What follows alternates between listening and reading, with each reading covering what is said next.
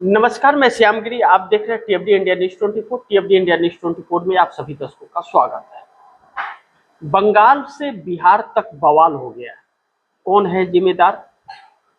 बिहार के अंदर छात्रों पर लाठीचार्ज हुआ क्यों? यह सवाल उठ खड़ा हुआ है क्योंकि छात्र टीआरई 4 विज्ञापन जारी करने की मांग कर रहे थे तो लाठीचार्ज हो गया। सवाल यह उठता है कि क्या इस देश के अंदर अपनी आवाज उठाने की भी जो लोगों के पास अधिकार था वह खत्म हो गया? लगता तो कुछ ऐसे ही है। लेकिन पश्चिम बंगाल के अंदर गृह मंत्री अमित शाह पहुंचे हैं। आप गलतफहमी में मत रहिएगा कि हो रही हिंसा को शांत करने के लिए या उसके जायजा लेने के लिए पहुंचे। जी बिल्कुल नहीं, वह सरकार बनाने के लिए पहुंचे। सवाल यह है कि गृह मंत्री अमित शाह और प्रधानमंत्री मोदी के भड़काऊ बयानों के बाद ही भड़का है हालात पश्चिम बंगाल के अंदर। लेकिन बिहार के अंदर हो या बंगाल के अंदर हो, जिस तरह से हिंसा हो रही है वह निंदनीय है। लेकिन कहीं न कहीं उसे तूल दिया जा रहा है बीजेपी के शीर्ष नेतृत्व के द्वारा। नहीं तो ऐसा संभव नहीं है कि भाजपा का झंडा लेके इस तरह का उत्पात मचाया जा सके। इस बीच बहुत सारे आरोप प्रत्यारोप भी चल रहे हैं और ममता बनर्जी को इंडिया गठबंधन का साथ मिल गया और सुप्रीम कोर्ट में दावा पेश करने के लिए सारे डॉक्यूमेंट्स तैयार हैं और ममता बनर्जी अब इंडिया गठबंधन की बैठक करने वाली है दिल्ली में। लेकिन इस बीच नीतीश कुमार को क्या कहा जाएगा? नीतीश कुमार के ऊपर हजारों सवाल उठ खड़े हुए हैं कि नीतीश कुमार ने जो हालात पैदा बिहार में कर दिए हैं, 20 साल 6 महीना सत्ता में रह करके और सत्ता छोड़ने के बाद छात्रों पर लाठी बरसवा रहे हैं। जिस बीपीएससी टीआरई 4 विज्ञापन को जारी करने की मांग कर रहे हैं लोग, उसका मतलब है कि बिहार टीचर रिक्रूटमेंट एग्जाम 4 होना है। बिहार लोक सेवा आयोग द्वारा आयोजित होने वाली आगामी 46,000 प्लस पदों 1 से 12वीं तक के कक्षा के लिए शिक्षक भर्ती परीक्षा है। 2026 में इसमें बड़ा बदलाव करते हुए एकल परीक्षा की जगह प्री और मेंस प्रणाली प्रस्तावित है। यह परीक्षा पारदर्शी बनाने के लिए एक अभ्यर्थी एक परिणाम, 1 कैंडिडेट 1 रिजल्ट फार्मूले पर आधारित है। लेकिन जब भी छात्र आते हैं और अपने हक की बात करते हैं तो उनके ऊपर लाठियां बरसा दी जाती है और उन्हें सही जानकारी नहीं दी जाती। अब नीतीश कुमार जिस तरह से निपट गए हैं, क्या यह मान ले कि नीतीश कुमार की पार्टी जेडीयू ने अभी से कुछ ही दिन पहले प्रेस कॉन्फ्रेंस करके यह कहा था, बिहार के लोगों को और मुस्लिम समुदाय को भारतीय जनता पार्टी से डरने की जरूरत नहीं है और हम उनके साथ हैं। भले सम्राट चौधरी सीएम हैं लेकिन सरकार चला नीतीश कुमार रहे, तो क्या नीतीश कुमार ने पिटवाया? यह एक अहम सवाल उठ खड़ा हुआ है। ऐसे में नीतीश कुमार को निपटा दिया गया है, यह भी हर कोई जानता है और भारतीय जनता पार्टी का शासन ऐसा ही रहेगा, यह भी हर कोई जानता है। लेकिन फिर भी अपने अधिकारों की आवाज उठ रही है अलग अलग हिस्सों से। ऐसे में नीतीश कुमार के पास 85 एमएलए और 12 सांसदों की ताकत होने के बावजूद नीतीश कुमार कंप्रोमाइज हो गए या नीतीश कुमार कंप्रोमाइज करवा दिए गए। कौन है वह शख्स जो हाईजैक करके पार्टी पर रखा है? इतनी क्रूरता में नीतीश कुमार कभी भी किसी के साथ नहीं रहे, लेकिन ऐसी क्या मजबूरी आ गई कि इंडिया गठबंधन से एनडीए में आने के बाद नीतीश कुमार की राजनीति ही दम तोड़ने लगी। कहीं ना कहीं नीतीश कुमार समझौते में नजर आ रहे हैं क्योंकि नीतीश कुमार के बेटे निशांत कुमार को 3 मंत्रालय मिला है। स्वास्थ्य मंत्री बन गए हैं अब और उसके साथ साथ और भी 2 मंत्रालय मिल गया है, तो खुशी का माहौल है। छात्रों पर लाठीचार्ज है और बिहार में बवाल है। ऐसे में कौन इंसाफ देगा उन छात्रों को जो अपनी मांगों को लेकर के परेशान है। एक बात कहा जा रहा है कि जो बिहार के अंदर 1,22,00,000 महिलाओं को 10-10 हजार रुपए दिए गए तो वह वोट खरीदे गए, यह आरोप लगता है। और यह पैसे नीतीश कुमार ने अपनी जेब से और नरेंद्र मोदी ने अपनी जेब से नहीं दिए, बल्कि बिहार के नाम पर वर्ल्ड बैंक से लिए गए कर्ज को वोट बैंक के लिए 10-10 हजार रुपया सबको बांट दिया गया, जो बहुत चिंताजनक है। ऐसे में भारतीय जनता पार्टी ने नीतीश कुमार के बेटे को मंत्री बना करके नीतीश कुमार की पार्टी पर पूरा हाईजेक कर लिया। नीतीश के कंट्रोल में कुछ भी नहीं है, अब कोई उनकी पार्टी भी बिल्कुल कंट्रोल में नहीं है और नीतीश कुमार पूरी तरह से हाशिए में जा चुके हैं और खेल उनका खत्म हो चुका है। लेकिन दूसरी तरफ छात्रों को इंसाफ मिलेगा नहीं मिलेगा यह वक्त बताएगा, लेकिन तमिलनाडु के अंदर बड़ी भयावह सी परिस्थिति आकर के खड़ी हो गई है। राज्यपाल ने ऐसा पेच फंसा दिया है कि राज्यपाल के खिलाफ ही प्रदर्शन होने लगा है। यह भी पहली बार इतिहास में हो रहा है कि भारतीय जनता पार्टी का वजूद तमिलनाडु में नहीं है और सिंगल लार्जेस्ट पार्टी के रूप में टीवीके विजय थलापति की पार्टी आने के बाद नरेंद्र मोदी को बहुत जोर का झटका लगा है, क्योंकि वह जिस डीएमके को खत्म करके एडीएमके के साथ अपनी पैठ बनाना चाहते थे, वह एडीएमके तो अलग थलग पड़ गई। उसको जनता ने तमिलनाडु के अस्वीकार कर दिया। इनका मकसद जो था वह पूरा नहीं हो पाया, तो अब विजय थलापति को एडीएमके के साथ मिलकर के सरकार बनाने के लिए मजबूर कर रहे हैं और विजय के खिलाफ बरसों पुराना कोई एफआईआर था छोटे मोटे केस में, उसको अब बड़ा बनाने के लिए सक्रिय हो रहे हैं। ऐसे में विजय थलापति ने कहा कि अगर सरकार नहीं बनाने दिया गया तो 108 विधायकों का सामूहिक इस्तीफा होगा और इसको लेकर के आज बैठक हुई और विजय थलापति इस बात पर अडिग हैं कि 108 विधायकों का हम सामूहिक इस्तीफा देंगे अगर सरकार नहीं बनाने दिया गया था और जनता के बीच में जाएंगे। ऐसे में डीएमके और एडीएमके साथ मिलकर के सरकार बनाने की बात कही जा रही थी, लेकिन एडीएमके जो भारतीय जनता पार्टी की गठबंधन की है, भाजपा का कोई नहीं है, वहां मात्र एक विधायक है, लेकिन एक विधायक के जरिए भाजपा घुसपैठ करना चाहती है तमिलनाडु के अंदर सत्ता में, जो मकसद कामयाब नहीं हो रहा है और एडीएमके भी एनडीए गठबंधन का दो टुकड़ों में टूटता और बिखरता हुआ नजर आ रहा है। ऐसे में बड़ी महत्वपूर्ण होगा कि कांग्रेस ने टीवीके को समर्थन दिया और कांग्रेस ने ही आज भारी रूप से जो प्रदर्शन राज्यपाल के खिलाफ किया, राज्यपाल की रूह कांप गई।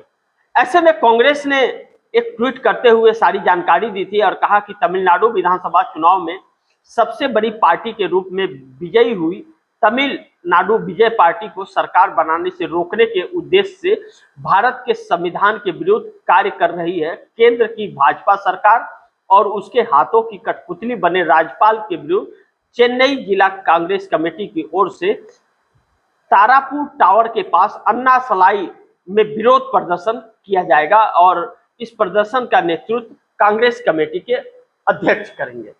अब ऐसे में एक ऐसा माहौल तमिलनाडु के अंदर बन गया कि हजारों की संख्या में लोग खड़े हो गए और विजय 2 बार मिल चुके हैं राज्यपाल से और दोनों बार उन्होंने अस्वीकार कर दिया है। सरकार बनाने का न्योता भी नहीं दिया और बहुमत साबित राज्यपाल के सामने करने की बात कहीं न कहीं या एक साजिश के तहत कि 10 तारीख को पश्चिम बंगाल के अंदर भारतीय जनता पार्टी का शपथ ग्रहण होगा और शपथ ग्रहण होने के बाद में उसके बाद तब तक फंसा करके रखने के लिए राज्यपाल को कहा गया है।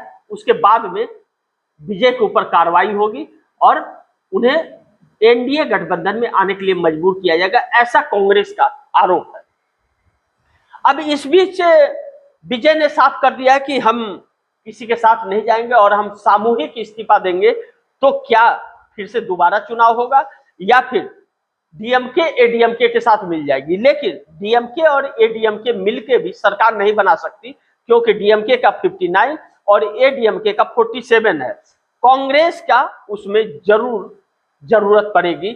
ऐसे में वह भी सरकार फंसती हुई नजर आ रही है। अगर सभी के सभी मिल जाए उसमें, तभी भी उसके पास पूरा बहुमत का आंकड़ा सटीक बैठ नहीं रहा है। ऐसे में फंस गया है तमिलनाडु का मामला और यह राज्यपाल ने फंसाया है। राज्यपाल यह जानते हुए भी कि अगर बीजेपी की सरकार बन गई तमिलनाडु के अंदर तो वह बहुमत इकट्ठा कर लेंगे, लेकिन वह जानते हैं कि एडीएमके के लोग टूट के जाएंगे या बाकी के लोग समर्थन दे देंगे, इसीलिए जो पहले चाहते हैं कि पहले समर्थन दे ताकि उनके ऊपर अलग तरीके से भारतीय जनता पार्टी शिकंजा कर सके। इस षड्यंत्र का आरोप कांग्रेस द्वारा लगाया जा रहा है और विजय को सरकार से बनाने के लिए रोकने का एक नायाब कोशिश राज्यपाल के जरिए मोदी और शाह कर रहे हैं। लेकिन 108 विधायक अगर इस्तीफा सामूहिक देते हैं तो यह इतिहास का पहला होगा जो नरेंद्र मोदी अमित शाह के लिए बहुत भारी पड़ सकता है। दूसरी तरफ नीतीश और नायडू का राजनीतिक अंत निश्चित अब माना जा रहा है, क्योंकि नीतीश कुमार के पास 85 विधायक और 12 सांसद होते हुए भी उनके पार्टी को हाईजैक कर लिया गया है। ममता बनर्जी इतनी ताकतवर नेता होने के बावजूद ममता बनर्जी को पश्चिम बंगाल से उखाड़ करके फेंक दिया गया है। अब चंद्रबाबू नायडू का नंबर है। चंद्रबाबू नायडू इस बात को लेकर के बहुत चिंतित हैं कि भारतीय जनता पार्टी उनके साथ किस तरह का उपयोग करेगी, इस बात को लेकर चिंतित है। 18 सांसद बहुत महत्वपूर्ण है चंद्रबाबू नायडू के, जो नरेंद्र मोदी सरकार को समर्थन दे रहे हैं और उनके समर्थन की वजह से सरकार है। ऐसे में चंद्रबाबू नायडू सोच रहे हैं कि अगर ममता बनर्जी के साथ ईवीएम बदल करके अगर सत्ता से हटाया जा सकता है, नीतीश कुमार जो 20 साल 6 महीने से भारतीय जनता पार्टी के साथ हैं, सरकार में बना रखे हैं, भारतीय जनता पार्टी का वजूद बनाने वाले नीतीश कुमार हैं, भारतीय जनता पार्टी का वजूद बंगाल में बनाने वाली ममता बनर्जी हैं। जब इन लोगों के साथ ऐसा हुआ तो चंद्रबाबू नायडू के साथ क्या होगा, यह सोच करके भी उनके रूह कांप रहे हैं। लेकिन कहते हैं कि जैसा कर्म करेगा वैसा फल देगा भगवान। नीतीश ने जैसा कर्म किया, राजनीति के आखिरी पड़ाव में चाय में मक्खी की तरह निकाल करके फेंक दिया गया और पार्टी पर हाईजैक कर लिया गया। नीतीश कुमार का खेल खत्म हो गया। चंद्रबाबू नायडू ने भी 2024 में नरेंद्र मोदी को समर्थन दे करके, यह जानते हुए भी कि तानाशाही चलती होगी और उसके बाद भी लगातार समर्थन देते रहना, यह चंद्रबाबू नायडू के लिए आने वाले दिन में भी बड़ी मुश्किलें पैदा करेगा, क्योंकि अब अगला नंबर चंद्रबाबू नायडू का ही है। नवीन पटनायक हो उड़ीसा के, चाहे उद्धव ठाकरे हो महाराष्ट्र के, चाहे शरद पवार हो, इन लोगों पर शिकंजा कस के तोड़ ताड़ करके इनको बर्बाद कर दिया गया। नीतीश कुमार का खेल खत्म कर दिया गया, बंगाल में ममता बनर्जी का कर दिया गया और अगला नंबर अब चंद्रबाबू नायडू इस कहर से बच नहीं सकते। अब ऐसे में चंद्रबाबू नायडू 18 सांसदों के साथ क्या करेंगे, उनका खेल खत्म करवाएंगे अपना या फिर वह साथ छोड़ेंगे, यह फैसला चंद्रबाबू नायडू को करना है। लेकिन नरेंद्र मोदी और अमित शाह अपना काम बखूबी कर रहे हैं, एक एक को निपटाते जा रहे हैं। जिस तरह कहा था क्षेत्रीय दलों को समाप्त कर देना चाहिए, वह समाप्त अपना करने वाले मिशन पर लगातार काम कर रहे हैं। इसी बात की चिंता नायडू को सता रही है।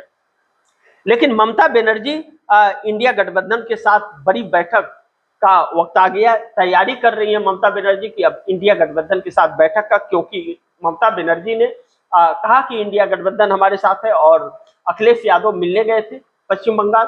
अखिलेश यादव ने कहा भी कि हम सब आपके साथ हैं और आप तैयारी कीजिए और बैठक कीजिए, उसमें फैसला किया जाएगा किस तरह की रणनीति बनाई जाएगी।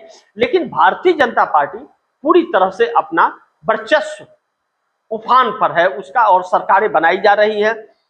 यह हर कोई जानता है कि ईवीएम की हेरी फेरी हो रही है, अदला बदली की जा रही है और करके सरकार बनाई जा रही है, जिसमें चुनाव आयोग बहुत काफी मददगार है। लेकिन ममता बनर्जी ने जो मांग की है चुनाव आयोग से 6 घंटे के सीसीटीवी फुटेज को जारी करने के लिए और देश के सामने रखने के लिए, यह तो संभव नहीं है कि चुनाव आयोग दिखाएगा, क्योंकि अगर वह दिखा दिया तो 3 लोग देशद्रोह के मुकदमे में जाएंगे, ज्ञानेश कुमार, नरेंद्र मोदी और अमित शाह, क्योंकि ईवीएम बदला बदली हुई है, अभिषेक बनर्जी का आरोप है और वह सीसीटीवी फुटेज। अब सुप्रीम कोर्ट क्या सीसीटीवी फुटेज दिखाने में कामयाबी हासिल कर पाएगा, उसके फैसले में इतनी ताकत होगी, उसके अंदर इतनी साहस होगी कि वह चुनाव आयोग को ऐसा आदेश दे सके, या वह भी कंप्रोमाइज है। आने वाले कुछ दिनों में यह भी पता चल जाएगा।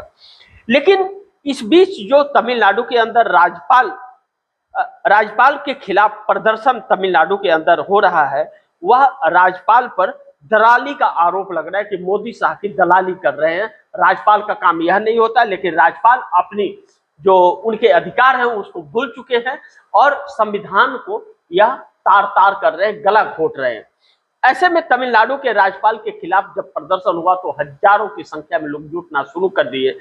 इससे कहीं ना कहीं एडीएमके और डीएमके को भी डर लग रहा होगा कि अगर विजय थलापति की टीवीके की सरकार नहीं बनी और 108 विधायक अगर कह रहे हैं कि सामूहिक इस्तीफा देंगे, जिसको लेकर के विजय थलापति ने बैठक की है, तो तमिलनाडु का गुस्सा भड़क पड़ेगा, जो बाकी दलों के लिए शुभ संकेत नहीं होगा। ऐसे में अगर दोबारा चुनाव होता है तो दोबारा चुनाव होगा तो इसमें दो चीजें हो सकती हैं, या तो विजय थलपति पूरी तरह से खत्म हो जाएंगे, या तो विजय थलपति विपक्ष के लिए कोई स्पेस ही नहीं छोड़ेंगे। इसमें कांग्रेस पूरी तरह से विजय थलपति के साथ है और सामूहिक इस्तीफे पर जो विचार हो रहा है विजय थलपति का, वह हो चुका है और उन्होंने कह दिया है कि हम दे देंगे इस्तीफा सामूहिक। और कुछ ही दिन की बात है, 1-2 दिन और देखना है, और 10 तारीख को वहां पर कार्यकाल समाप्त हो रहा है डीएमके सरकार का, समय सीमा समाप्त हो जाएगा। उसके बाद विजय थलपति की सरकार बनती है या फिर वहां पर फिर से चुनाव होता है, राष्ट्रपति शासन लगेगा, यह देखना बड़ी महत्वपूर्ण होगा। लेकिन भारतीय जनता पार्टी चाहती है कि राष्ट्रपति शासन लगे, 6 महीने के अंदर विजय थलपति के ऊपर केस उस करके उन्हें जेल में डाल करके और उन्हें कंप्रोमाइज करने के लिए मजबूर कर दे। क्या होगा मैं नहीं जानता, लेकिन प्रयास और कोशिश यही है। कांग्रेस का सीधा आरोप भारतीय जनता पार्टी मोदी और शाह पर है राज्यपाल के जरिए। अब ऐसे में देखना यह महत्वपूर्ण होगा कि इंडिया गठबंधन की रणनीति क्या होगी। लेकिन कांग्रेस से भारतीय जनता पार्टी को डर है कि अब अगर तमिलनाडु के सत्ता में शामिल हो गई कांग्रेस, तो सत्ता में शामिल होने का मतलब है कि आने वाला लोकसभा चुनाव विजय थलपति के साथ में लड़ेगी कांग्रेस। और विजय थलपति को स्टार्टिंग में जो समस्याएं आई हैं, इसको लेकर के एक सिंपैथी उनके प्रति और बनेगी तमिलनाडु के अंदर, जिससे एडीएमके और डीएमके का पत्ता साफ हो सकता है। और कांग्रेस आ गई इस हालात में तो पूरा साउथ कांग्रेस के कब्जे में आ जाएगा, तो चंद्रबाबू नायडू के लिए बड़ी मुश्किल होगी और फिर नरेंद्र मोदी अमित शाह के लिए भी बड़ी मुश्किलें पैदा हो सकती हैं। ऐसे में फैसला क्या होगा यह तो वक्त बताएगा, लेकिन समस्याएं उलझ सी गई हैं। अब इस बीच चंद्रबाबू नायडू की जो मजबूरियां हैं और परिस्थितियां हैं वह बद से बदतर हो रही हैं। इसमें नरेंद्र मोदी या अमित शाह ने कोई भी स्टेटमेंट अभी तक पश्चिम बंगाल को लेकर के नहीं दिया और पश्चिम बंगाल में लगातार हिंसा भड़क रही है, जो चिंताजनक है। अमित शाह कोलकाता जाने के बावजूद उनका इस पर कोई स्टेटमेंट नहीं है और ऐसे पर वह देते भी नहीं, क्योंकि जो व्यक्ति करवाता है ऐसे चीजें वह उस पर कुछ भी बोलता नहीं, और भारतीय जनता पार्टी की तो पुरानी आदत है कि वह कभी नहीं बोलती। अब इस बीच छात्र भी सड़क पर, इंडिया गठबंधन भी सड़क की तैयारी पर, और राज्यपाल के जरिए भी मुहिम एक पहली बार निकल पड़ी है, तो मोदी सरकार के लिए संकट तो उत्पन्न हो ही सकता है, इस बात से इनकार नहीं कर सकते। लेकिन बिहार के छात्रों पर लाठीचार्ज करना नीतीश कुमार के अंत का एक संकेत है। लेकिन चुनावी फार्मूला भारतीय जनता पार्टी के पास है। अब भाजपा ने सीएम की कुर्सी संभाल ली है और नीतीश कुमार की पार्टी पर हाईजेक कर ली है, तो वह जानती है कि कोई नहीं भी अगर वोट देगा, सत्ता तो आ गई है, चुनाव आयोग जिंदाबाद। और लेकिन मुख्य चुनाव आयुक्त ज्ञानेश कुमार के ऊपर भी जिस कानून के तहत उन्हें चुना गया था वह भी सुप्रीम कोर्ट में चुनौती बना हुआ है और उस पर लगातार सुनवाई जारी है। सीजीआई ने सूर्यकांत ने अपने आप को उससे अलग कर लिया है, दूसरी बेंच सुनवाई कर रही है और उसमें बहुत कुछ फैसले आने की उम्मीद है। अगर फैसला नहीं आया तो कंप्रोमाइज, क्योंकि वह निष्पक्ष नहीं है, प्रधानमंत्री स्वयं चुनते हैं और प्रधानमंत्री जिस व्यक्ति को चुनेंगे और कुर्सी पे बैठाएंगे वह व्यक्ति प्रधानमंत्री के खिलाफ नहीं जा सकता। यानी कि हमारे देश के लोकतंत्र बहुत बड़े एक संकट में आकर के फंस गया है। ऐसे में आने वाला वक्त कितनी बड़ी चुनौतीपूर्ण इस देश के लिए होगा, यह एक चिंता का विषय बना हुआ है।